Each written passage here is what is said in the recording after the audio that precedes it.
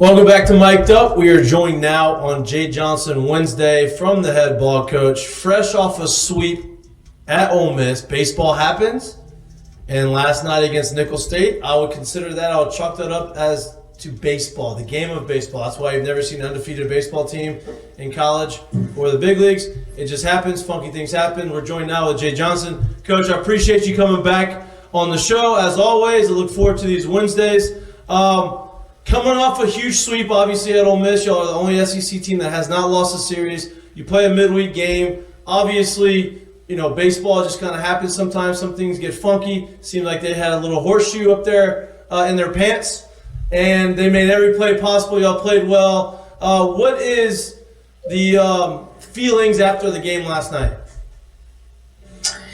Yeah, I think move forward. Like, we have to master the art of moving forward. And this is not a team that needs to be yelled at. I would consider last night a little bit of a clunker. Like, take nothing away from Nicholls. They played great defense.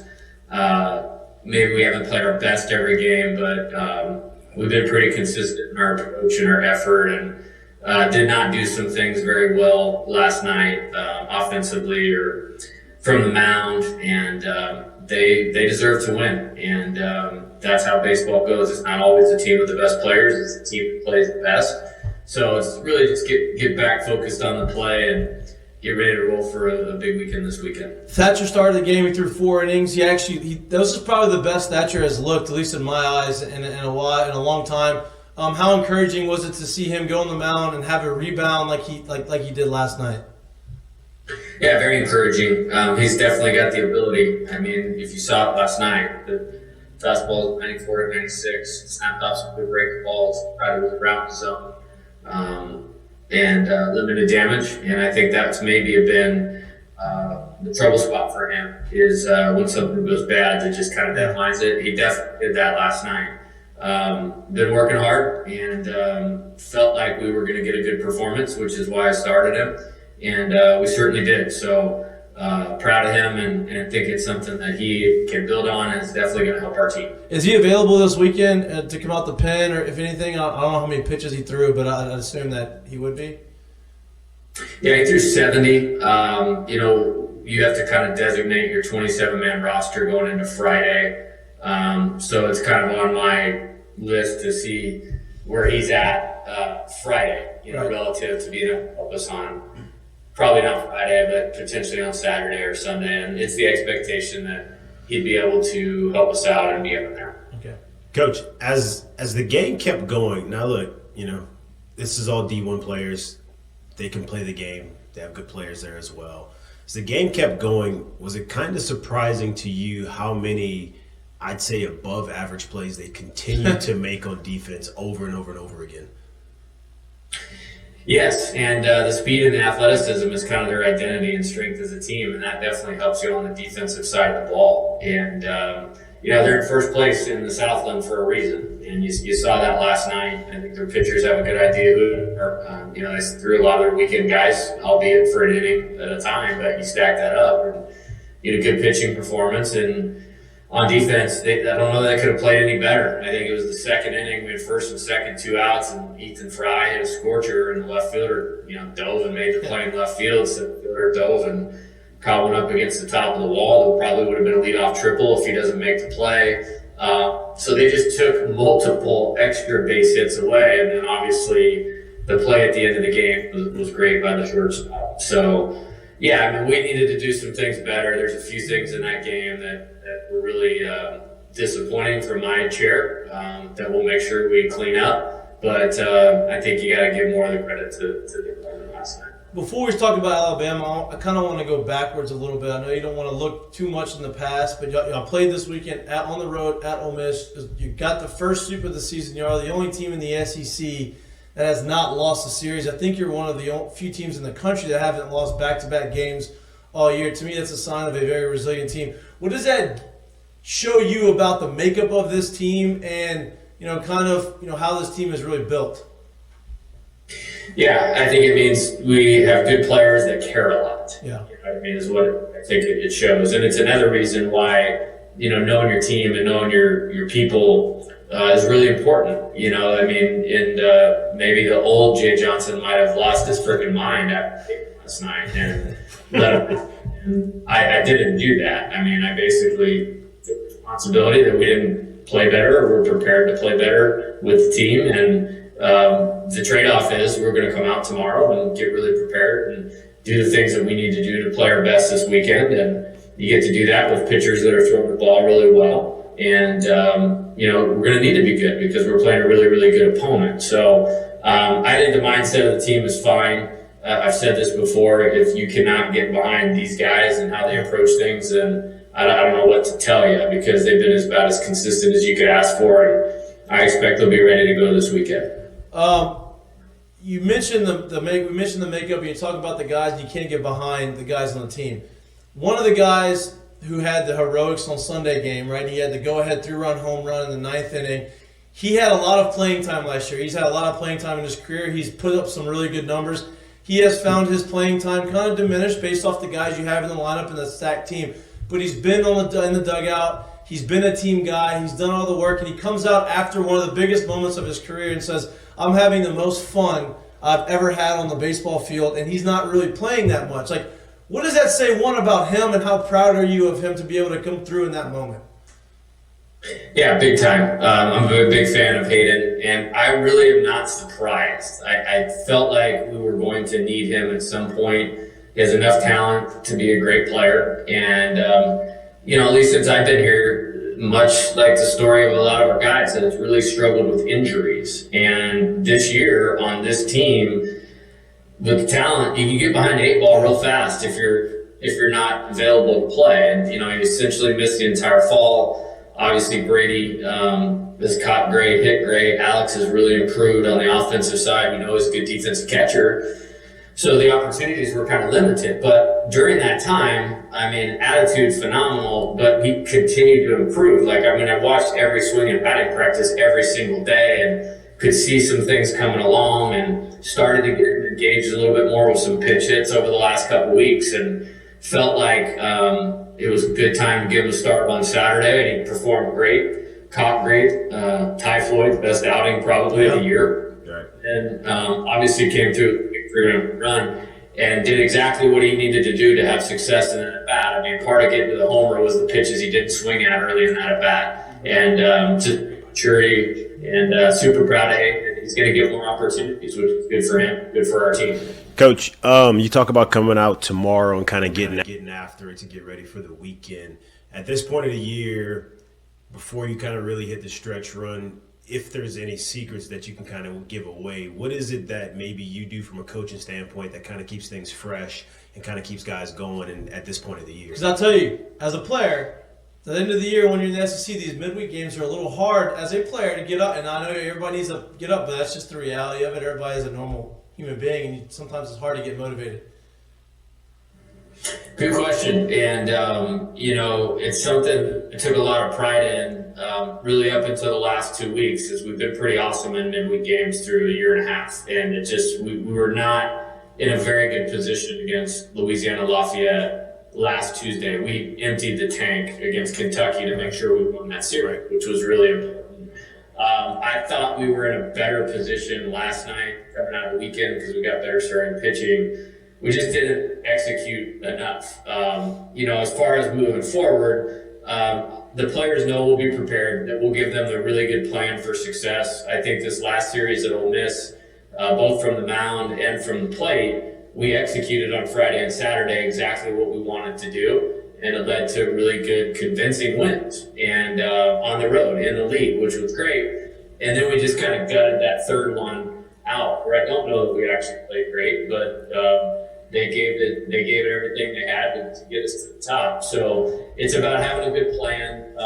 There's definitely a mental and physical load management time of year that is super important, that you guys know about, playing at a high level. And I'm trying to be very aware of that. I'll be honest, the hard-nosed coach in me always wants to push and get out and do drills and have video sessions and all of those types of things. Right. I think where we're at right now is address the things that we need to address, probably more from a mental side and a teaching side than an actual rep side.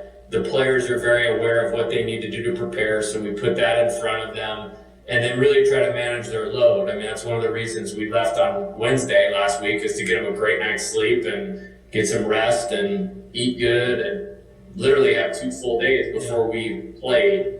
I'm glad we're back to Friday, Saturday, Sunday these next couple of weeks, because it gives a chance to be off today and reset. We'll get a good workout in tomorrow, lay out the plan, and then get prepared and then empty the tank. Yeah. And then, as you said, Tuesday games are still there, and so you got to get yourself ready to play, and we'll do a better job of that next week. Coach, you just mentioned, as the maturation of your career is gone, understanding, I guess, in a sense that there is a little bit of a let me back off the pedal and do things a little differently right now. With the guys you have in place as the leaders of this squad, do you feel that they are able to, one, understand where they need to be as players and get the other guys, the younger guys, on board to do what they need to do to prepare themselves to play weekend in, and obviously as you go in to finish out the midweek schedule as well?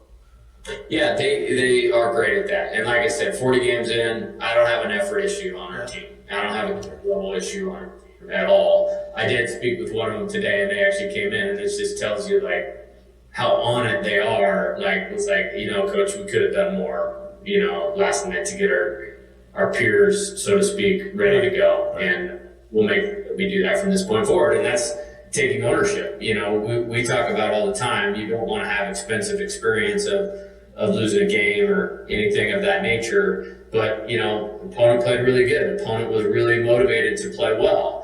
And we had a couple guys not play that normally play. And then we had a chance, and we didn't execute at the end of the game, both on the defensive side of it in the 9th inning, or pitching side of it in the 9th inning, and on the offensive side, where we put ourselves in position to win the game. And you never want it to come at the expense of losing, but I have a saying, I never want our team to waste a failure. So just having those kind of conversations already makes me feel even stronger about leadership, and those guys have a good pulse on it, and they'll help me get everybody ready to roll as we're going down the stretch here. You spoke about the rotation last week, and obviously they were excellent. Probably the best I think that it's been all year, as far as all 3 starters get going deep in the games. All 3 threw into the 6th. You know what you can get out of Skeens. Ty Floyd went into the 9th. Christian Little threw into the 6th. That's what you can ask for out of your starting pitching. Now, obviously, the back end of the bullpen, if there were question marks from other people outside of the program, that would be it. You're getting some guys healthy. You have a lot of lefties. I feel like you're pretty set left-handed wise out the pen. Righties, you've had some injuries go down. That's a part of sports. How are you going to combat those injuries, right? Because you've lost a lot of power, swing and miss stuff with these injuries, and now you're trying to have to kind of go into last year's formula of mixing and matching. What's the plan going forward, at least on the right, with the righties coming out of the bullpen? Yeah, I think the good news is the number of guys that we have, amazingly, is still pretty strong. Right. Like there's 12 guys that I feel like we can put in the game. Now, some of those guys, it might mean when we're behind, like that's their role. You know what I mean? But no, that's part of it. I mean, like the Chase Shores, obviously. Yep. In my opinion, it's as close to Paul Skeens as there is in college baseball right now. So that's a big blow, just because not everybody knew his name yet. Yeah. But you think about the beginning of the SEC, we entrusted him at Texas A&M in the closest game against them. Arkansas in that extra inning game. Tennessee, the night he got hurt, was electric. Yeah. You can't throw the ball better than that. So that's a tough loss. Same thing with Garrett Edwards, all of that. So I like the way that Gavin Guidry has been poised and executed. I fully trust him as an out pitch. Bryce was on the mound last night, but he's got an out pitch. His command of himself and control has been much better. It's good to see Thatcher execute last night, and it's not a stuff issue with him, as we saw last night. The fastball still going 94 to 96 with a good breaker. So I think we can make it work. Yep. As said it though, the matching up thing becomes really, really important. And I found ourselves on Sunday in that game where there wasn't necessarily the right answer for every hitter. It was like you got a right answer, then you got to find a way to get through the next hitter to get back to the and that's part of baseball. Yep. And that's part of baseball. See when you're playing really, really good teams. So we're on that, and I promise you that the detail that's going into making sure the ball is pretty extreme at this point in time. I mean, Maybe Patrick get a haircut. I can imagine. He looked good. Yeah, he did. Yeah, he did. Coach, I'm gonna be honest with you. I was trying to figure out who he was. I missed the start of the game, and I'm like, I didn't pay attention to his number all year. So I'm looking at him. I'm like, who in the hell is pitching right now? I don't know who this is, and I had to figure it out. With Generic Thatcher, number one. with Thatcher throwing the way he threw last week, and obviously with some of the injuries in the bullpen with the righties, is it possible to see him maybe be that power arm in the back end of the bullpen at some point in the season? Yeah, it's possible. He did leave a little bit last year. Came out of the pen at times last year, so he's used to doing it. Definitely has the stuff to do it. We had him up in the bullpen on Sunday. Everybody was up in the bullpen on Sunday at some point.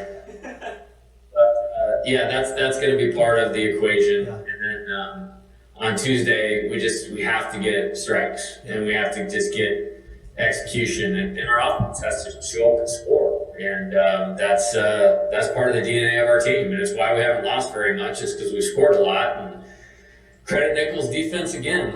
Their defense, they might have saved 7 runs last night. Right. You know, that's the difference in them winning the ball game, and a couple other mistakes. And so we got to clean those up. We got to find those pieces at the back of the game. Starters continue to do their job, and there's a path. It may not look exactly like it did at the beginning of the season, but there's a path for us to win and be successful. And so each weekend it's about following that. Tommy White, is there any chance that he's available at any capacity this coming weekend? Yeah, for sure. Yeah, I think so for sure. Is it more of a precaution thing, or is it just Well, I wouldn't have felt good about playing him yesterday, but Friday is not Tuesday, and we what's that? That's a breaking news. sometimes Lloyd thinks Friday is Tuesday. So. Yeah. Yeah, I can't help him with that. No, I mean, trust me, unfortunately you have to make some tough decisions, but I mean, you're talking about one of the best clutch hitters in college baseball, one of the best hitters, period, and has played great for us, and managing it down the stretch is super important. I think he's tough enough to where if he could have played last night, he would have, but getting him to the point where you can play effectively on Friday, we probably would have gone backwards if we put him out there last night. So, trust me, I try to treat every game like the Super Bowl. Every game's a playoff game. Any kind of thought that we didn't think it was important, so we didn't play those guys is dead wrong. We did it in the best interest of them and our team and what we're trying to accomplish. Coach, you mentioned this weekend you play Alabama. Alabama, I feel like some people kind of overlooking them outside of the baseball world, not really paying attention. They're kind of a sneaky good team. They're 9-9 in conference. They're playing good baseball. They started the season ranked in the top 25. What are the challenges that they pose to y'all this weekend when they come here? I know you have a night game on Friday and a night game on Saturday. What are some of the issues that they bring to the table? They're very experienced. It's almost the identical team that we played last year in Tuscaloosa, just a year older and a year better, and with a little bit of pitching. I really like their lineup, and they're playing well. As you said, they won 5 of their last 6 SEC games, and at any time, if you win 5 out of 6 SEC games, you got a legit team, and that's our entire league. So very experienced, playing with a lot of confidence. They have a great record. I think they're 30-12. They played some tough series early. I think they opened at Florida. Can't really remember what the rest of their schedule was. They played well the last 2 weeks. So veteran team. I think this is going to be a great series. I mean, I think it's an Omaha caliber team that we're playing this weekend. So really need the fans to get out here like they always do and kind of match that Tennessee, Arkansas, energy we get out here. Now, not based off of talent, but based off of where you guys are health-wise alone, has there been a conversation about a premium or a emphasis on runs to be scored for you guys? We really haven't We haven't changed a lot offensively, and I think by design, I mean, there's a standard of offensive baseball that we want to play. Getting leadoff guy on, super important. Having 3 quality bats in a row, super important. Winning the free base war, which essentially is walking and controlling the zone, slowing the game down and moving the ball forward with runners on base. We've done a pretty good job of that. We didn't do a good job of it last night. We had the bases loaded in the 9th inning, and we lost. And so we're upwards of over 75% of scoring runners from third with less than 2 outs. Our 2-out hitting is up there in the top 5 in the country. So we haven't really changed a whole lot. I think maybe an understanding, and if anything's been brought to light the last 2 Tuesdays, is we haven't scored as much as we were earlier on in Tuesdays, and then that affects the flow of the game, who the other team decides to bring in from the mound, do they have a chance to go for it. Right. Nichols is good. They might win a championship, and we may play them in the first game of the NCAA tournament, to be honest with you. But that's a night those guys are going to remember for the rest of your life. And I don't want to hear it because I treat every game as like Super Bowl, but it's like somebody was trying to tell me like everybody is you're getting everybody's best shot, and there's an element to that. But we've played good, and we've focused on ourselves, and when you do that, we've come out on top more often than not. And so I think we just need to continue to play that style and that brand of baseball. So I know your time's limited. I know you have a place to be. So I'm gonna leave you with this. I'm gonna let you go. But this past weekend, the SEC, I think there was 4 or 5 sweeps within the conference. Right? You had teams that were in first place get swept. You had teams that people were kind of writing them off, sweep somebody else. It seems like it's going to come down. I feel like you thought this when it happened. I thought it wouldn't happen. Whenever they canceled that 3rd game against South Carolina, I was like, this game is going to come back at the end of the season, and you're going to look at the records, and you're like, this one game is going to make a difference one way or the other. And you're starting to see that, right? It's kind of starting to play out. Everybody's starting to beat everybody up. What do you take? What's your take on the state of the SEC? Obviously, it's the best baseball conference out there, but just Georgia is beating teams, and they're at the bottom of the conference. Tennessee was supposed to be at the top. They're at the bottom. Now they're back in the middle. What's your take on the depth of the SEC? Yeah, I think there's all 14 are NCAA tournament caliber teams. Now that won't happen. Right. There definitely should be 11. It'll probably be 10. So that gives you just the depth of the league. And really playing whoever's in first place is no different than playing whoever's in 12th place. I mean, we were playing the team that's in last place in the standings last weekend. I don't think there's another conference in the country that they wouldn't be better than 3rd in. Right. And that's I think this is the moon to the rest of college baseball right now. And I feel like I have good perspective on that from where I came from, which was another good college baseball conference, but it's not the same. It's not even close to this. I'd have to agree. Coach, good luck this weekend. Enjoy the rest of your Wednesday. And as always, thank you so much for coming on. Looking forward to talking to you next week. All right, guys. Have a good one.